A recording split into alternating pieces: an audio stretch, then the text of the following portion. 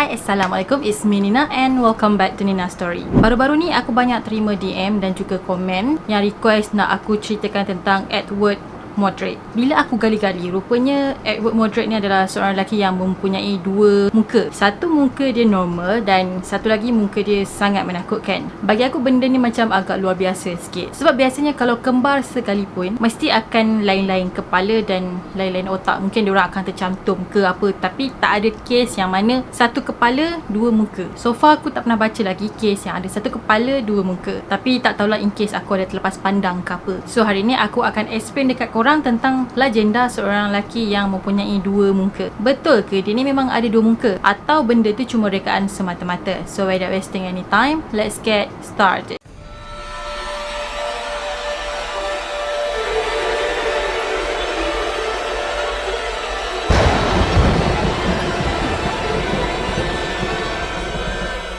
Pada tahun 1895 iaitu 8 Disember, sebuah newspaper Boston Sunday Post telah menerbitkan sebuah artikel tentang The Wonders of Modern Science. Dalam artikel ni diorang ceritakan tentang sebuah dokumentasi manusia yang aneh. So diorang pun listkanlah beberapa kewujudan manusia yang aneh macam manusia duyung, manusia ketam, manusia laba-laba dan manusia-manusia yang pelik. Edward Mordred juga tak terlepas dari disenaraikan dalam artikel tadi. Dalam artikel tadi, Edward telah digambarkan sebagai seorang lelaki yang mempunyai dua wajah. So diorang cerita yang Edward ni datang daripada golongan bangsawan yang mempunyai peparas yang handsome. Tapi sayangnya Edward ni ada dua muka, yang mana muka dia yang satu lagi tu hodoh. So muka dia yang hodoh lagi menakutkan tu berada dekat belakang kepala dia. Lepas tu digambarkan juga wajah kedua dia ni macam syaitan sebab terlalu menakutkan. Yang creepy tu, muka buruk dia tu akan tiru reaction muka dia yang pertama. Contohnya macam kalau Edward ni senyum ke, gelak ke, muka tak puas hati ke, muka dia yang belakang tu mesti akan tiru reaction Edward. Tapi muka dia yang kedua ni tak boleh bercakap dengan normal. Cumanya dia boleh buat mimik muka, dan Edward sendiri pun tak boleh nak kawal mimik ataupun reaction muka dia yang ke belakang tu. Ibarat macam dia punya muka yang kedua ni adalah parasit yang tumpang dekat belakang kepala dia. Kadang tu kalau Edward sedih ke, menangis, muka buruk dia yang belakang tu akan tersenyum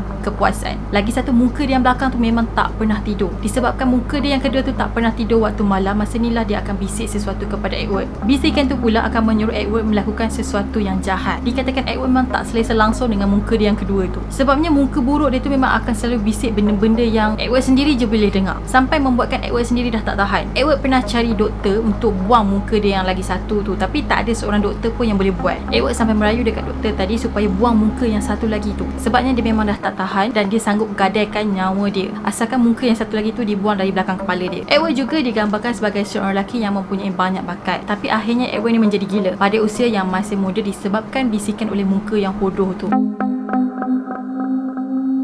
Edward akhirnya telah nekat untuk join satu grup pertunjukan yang aneh, sebab dia rasa melalui pertunjukan tadi itulah dia boleh menjalani kehidupan dia macam biasa. Disebabkan wajah dia yang menakutkan tu, orang sekeliling selalu pandang dia pelik dan benci dengan Edward. So dengan grup pertunjukan yang aneh tu, dia boleh hidup bebas tanpa dibenci oleh sesiapa.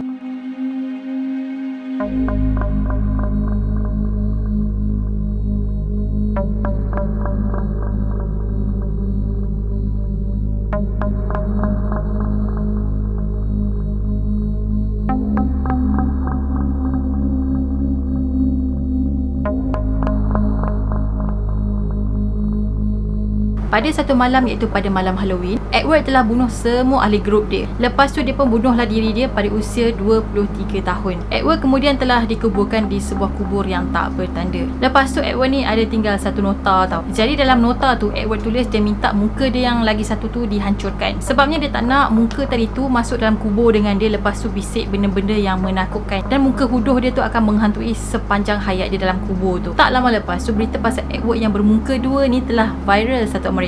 Bila dah viral, orang mestilah nak tahu kan, betul ke cerita ni? Pada tahun 1896, ada dua orang doktor Amerika iaitu George dan juga Walter. Diorang berdua ni tertarik dengan kisah Edward Mordred ni. So diorang pun masukkanlah kisah Edward tadi ke dalam buku perubatan diorang yang bertajuk Anomalies and Curiosities of Medicine. Anomaly ni membawa maksud sesuatu kejadian yang terjadi di luar kebiasaan ataupun normal. Tapi hakikatnya kisah legenda tentang Edward Mordred ni adalah fake. Even dua orang doktor tadi merupakan doktor yang berjaya dalam bidang perubatan berjalan, tapi diorang sendiri pun mudah tertipu dengan legenda tadi. So aku repeat, kisah tentang Edward Mordred yang mempunyai dua muka adalah fake ataupun palsu semata-mata. So siapa sebenarnya lelaki yang berwajah dua ni? Menurut sebuah blog, kisah Edward yang diterbitkan dalam newspaper tadi adalah sebuah karya milik Charles. So Charles ni adalah seorang penyair dan juga penulis fiction science. Jadi dia banyak berimajinasi, lepas tu dia akan menulis. So mostly karya-karya yang diterbitkan oleh Charles tadi adalah sebuah karya kreatif yang tak berlandaskan realiti ataupun fakta. So disebabkan Charles ni merupakan seorang penulis fiction, orang percaya kisah Edward yang ditulis oleh Charles tadi merupakan ciptaan kreatif semata-mata. Jadi maksudnya kisah tentang Edward Mordred ni adalah sebuah khayalan yang diimajinasi oleh Charles. Lagipun kisah pasal Edward ni memang tak ada apa-apa laporan medical tentang dia. Selain tu karya Charles macam manusia duyung, lepas tu manusia ketam, memang tak ada dalam rekod buku ilmiah. So disimpulkan dekat sini artikel yang diterbitkan oleh Charles tadi cumalah fiction semata-mata. Manakala gambar mumia yang berkepala dua ni pula